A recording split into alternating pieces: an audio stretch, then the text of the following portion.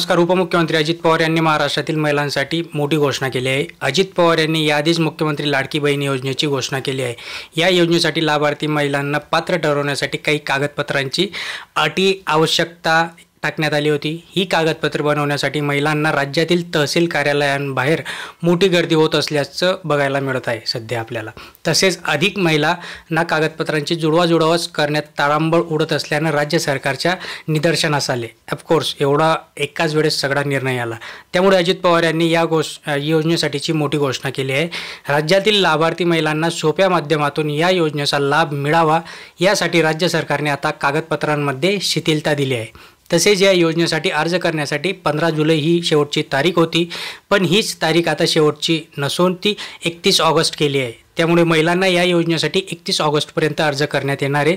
म्हणजे आपल्याकडे जुलै आणि ऑगस्ट असे 2 महिने आहेत. म्हणून मी सांगत होतो की जास्त घाई गडबड करू नका. आता याच्यामध्ये काय काय चेंजेस झाले ते पण जाणून घेणार आहे. लाडकी बहीण योजनेच्या माध्यमातून जे काही आपल्या महिला भगिनी आहेत त्यांना 1 जुलै 2024 पासून दर महिन्याला 1500 रुपये आर्थिक लाभ देण्यात येणार आहे. या योजनेच्या पात्रतेत अधिवास प्रमाणपत्र आवश्यक असल्याची अट होती.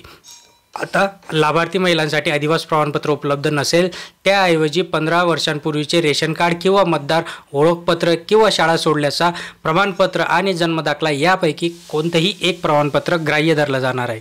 सदर योजनेत 5 एकर शेतीची अट देखील होती. ही अट देखील आता वगळण्यात आली आणि अशी मोठी घोषणा अजित पवार यांनी ही केली आहे. त्याच्यानंतर जर आपण बघायला गेलं या योजनेत लाभार्थी महिलांच्या वयोगटामध्ये 21 ते 60 असं होतं. आता तेच वयोगट 21 ते 65 वर्ष करण्यात आलं आहे. परराज्यात जन्म झालेल्या महिलांना महाराष्ट्रात अधिवास असणाऱ्या पुरुषांबरोबर विवाह केला असेल तर अशा बाबतीत त्यांच्या पतीचा जन्मदाखला किंवा शाळा सोडल्याचं प्रमाणपत्र किंवा अधिवास हे प्रमाणपत्र ग्राह्य धरलं जाणार आहे. म्हणजे तुमच्या पतीचे डॉक्युमेंट्स ग्राह्य धरले जातील. तसेच 2.5 लाख रुपये उत्पन्न असेल दाखला नसेल तर पिवळे किंवा केशरी रेशन कार्ड असेल किंवा त्यांना उत्पन्नाचा दाखला प्रमाणपत्र सूट याच्यात देण्यात येणार आहे. कुटुंबातील अविवाहित महिला या योजनेचा लाभ देण्यात येणार आहे अशी घोषणा देखील अजित पवार यांनी यावेळेस केली. आता सदरचं जे काही मुद्दे त्यांनी अजून या योजनेबद्दल मांडले ते पण आपण थोडक्यात जाणून घेणार आहे. म्हणजे सगळे डाऊट आपले इथेच क्लिअर होतील. सदर योजनेत अर्ज करण्याची मुदत जी होती ती 1 जुलै 2024 ते 15 जुलै 2024 पर्यंत ठेवण्यात आली होती.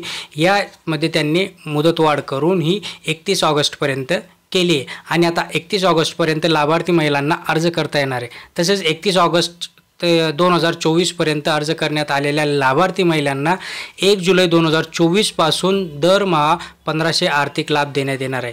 या योजनेच्या पात्रतेमध्ये अधिवास प्रमाणपत्र आवश्यक नसल्याचे नमूद होते. आता जुलैपासून तुम्हाला ते पैसे येतील. फक्त तुम्ही ऑगस्टमध्ये जरी तुम्ही ॲप्लिकेशन केलं तरी जुलैपासून तुमचे ते जो काही मागचे पैसे असतील जुलै महिन्याचे ते सुद्धा तुमच्या अकाउंटमध्ये एकाच वेळेस टाकण्यात येतील. हे महत्त्वाचे अपडेट होते मित्रांनो. चॅनलवर नवीन असाल तर नक्कीच लाईक करा, शेअर करा, सबस्क्राईब करा. धन्यवाद.